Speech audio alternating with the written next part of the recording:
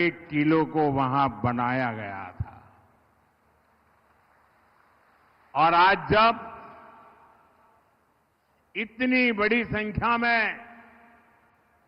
रायगढ़ के लोगों का आशीर्वाद हमें मिल रहा है, ये बता रहा है कि महाराष्ट्र को अब विकास की नई ऊंचाइयां छूने से कोई रोक नहीं सकता है। साथियों, एक प्रकार से ये शहरी क्षेत्र बन गया है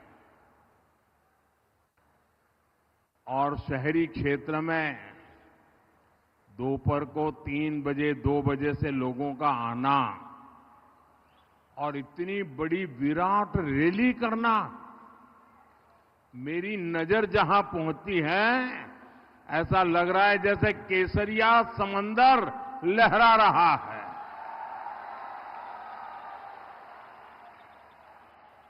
ये दृश्य अपने आप में 23 तारीख को नतीजे क्या आने वाले हैं, इसकी गारंटी यहां दिखाई दे रही है।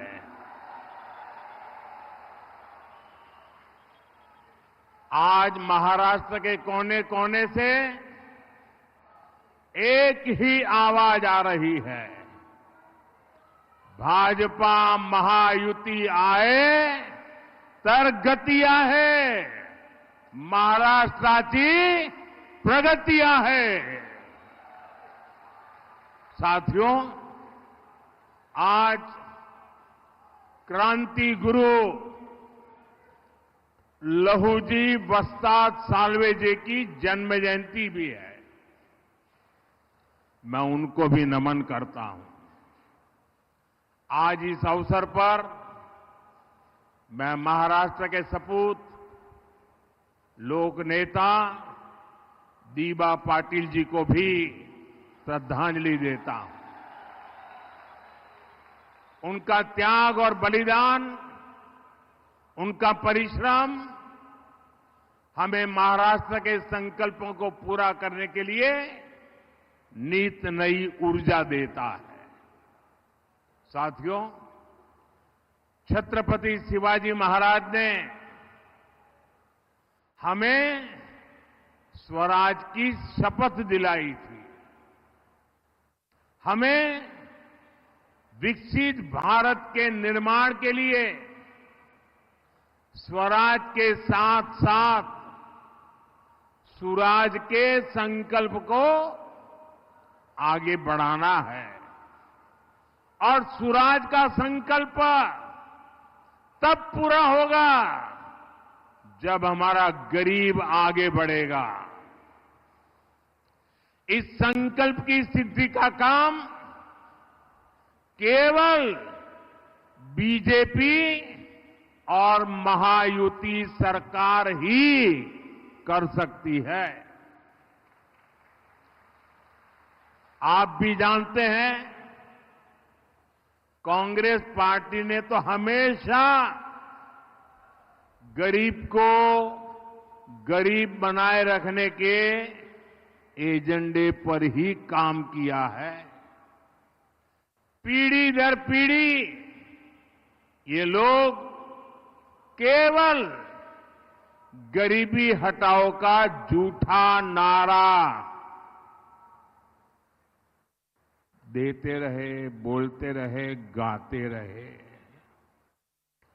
गरीबी हटाओ के नारे के नाम पर कांग्रेस ने गरीबों को ही लूट लिया। इसलिए मेरा गरीब जिंदगी की मुश्किलों से बाहर नहीं आ पाया। रोटी, कपड़ा, मकान, आजादी के 70 साल बाद भी देश के ज्यादातर लोग इसी को पाने में जूझते रहे। पिछले 10 वर्षों में पहली बार ये हालात बदले हैं। पहली बार कोई सरकार 25 करोड़ लोगों को गरीबी से बाहर लाई है। हमने 4 करोड़ बेघर लोगों को पहली बार पक्के मकान का सुख दिया, सुरक्षा दी। हमने 12 करोड़ गरीबों के घर में शौचालय बनाकर उन्हें सम्मान से जीने का अधिकार दिया। जल जीवन मिशन चलाकर हमने 12 करोड़ घरों में पहली बार पाइप से पानी पहुंचाया। आज देश में करीब करीब हर व्यक्ति के पास अपना बैंक खाता है। रेहड़ी पटरी वाला व्यक्ति भी, एक मेहनतकश मजदूर भी अब मोबाइल पर यूपीआई से पेमेंट कर रहा है। गरीब अब खुद भी आगे बढ़ रहा है, देश को भी आगे बढ़ा रहा है। और इन योजनाओं का सबसे बड़ा लाभार्थी कौन है? इसका सबसे बड़ा लाभार्थी है हमारा दलित समाज, हमारा आदिवासी समाज, हमारा पिछड़ा समाज, हमारे वंचित समुदाय के लोग। महायुति सरकार की नीतियां आज शोषितों वंचितों की ताकत बन रही है। भाइयों बहनों, जो काम 10 साल में हुए वो काम पहले भी हो सकते थे, लेकिन कांग्रेस की सरकारों की मंशा ही नहीं थी कि गरीब आगे आकर अपना हक मांगे। इसलिए आज भी कांग्रेस ऐसी हर योजना का जो गरीबों के लिए कल्याणकारी हो, जो नागरिकों के लिए सुविधा की हो, जो मध्यम वर्ग को सुख चैन की जिंदगी देने वाली हो, ऐसी हर योजना का कांग्रेस जमकर के विरोध करती है। आप देखिए, हम देश के 80 करोड़ लोगों को हर महीने मुफ्त राशन पहुंचा रहे हैं। हमारे यहां रायगढ़ में भी करीब 18 लाख लोगों को मुफ्त राशन मिल रहा है। अब मुझे बताइए भैया, इस काम से किसी का भी विरोध हो सकता है क्या? हो सकता है क्या? गरीब के घर में चूल्हा जले, हमें खुशी होगी कि नहीं होगी? मैं जरा आपसे पूछना चाहता हूं, खुशी होगी कि नहीं होगी? अगर गरीब का भला होता है तो आपको खुशी होगी कि नहीं होगी? लेकिन कांग्रेस पार्टी को नहीं होती है। कांग्रेस पार्टी क्या कहती है?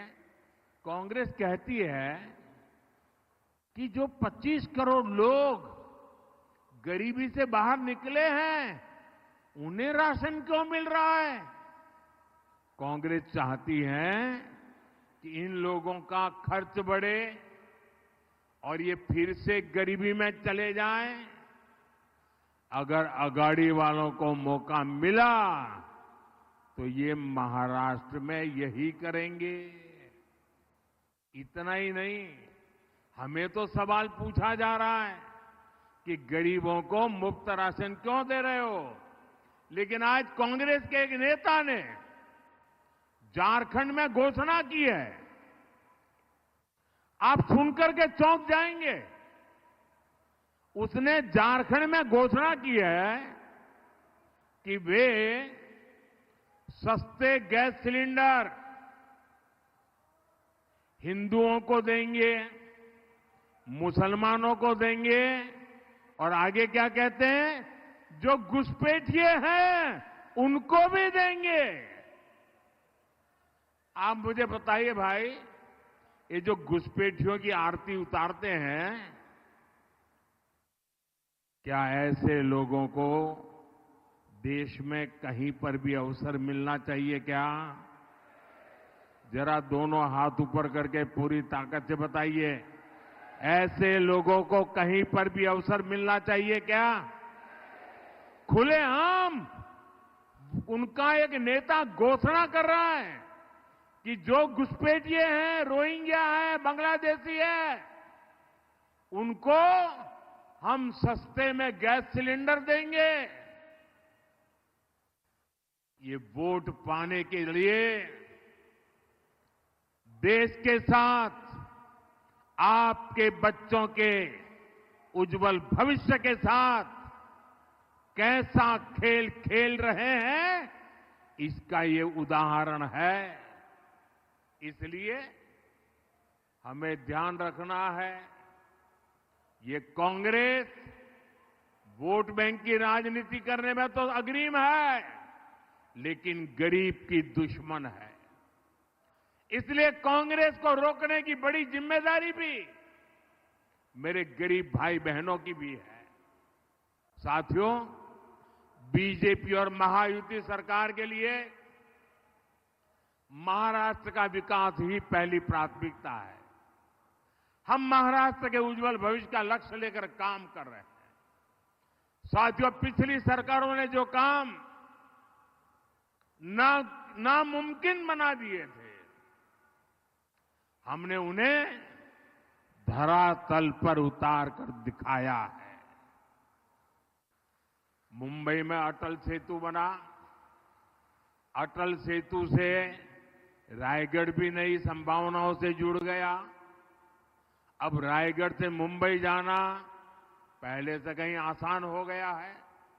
इसी तरह 20,000 करोड़ रुपए की लागत से बना रहा नवी मुंबई एयरपोर्ट, 80,000 करोड़ की लागत से बन रहा वाढवण पोर्ट, लगभग 50,000 करोड़ रुपए का समृद्धि महामार्ग, Mumbai coastal highway, Mumbai expressway, Panvel Karjat तक के रेलवे ट्रैक के दोहरीकरण का काम, इनसे पूरे महाराष्ट्र की तस्वीर बदल रही है। इनसे पूरे महाराष्ट्र की तकदीर बदल रही है। भाइयों और बहनों, आज हमारा रायगढ़ विकास की नई गाथा लिख रहा है। आप देखिए, तालोजा में 30,000 करोड़ की लागत से डेटा सेंटर पार्क एशिया का दूसरा सबसे बड़ा पार्क बन रहा है।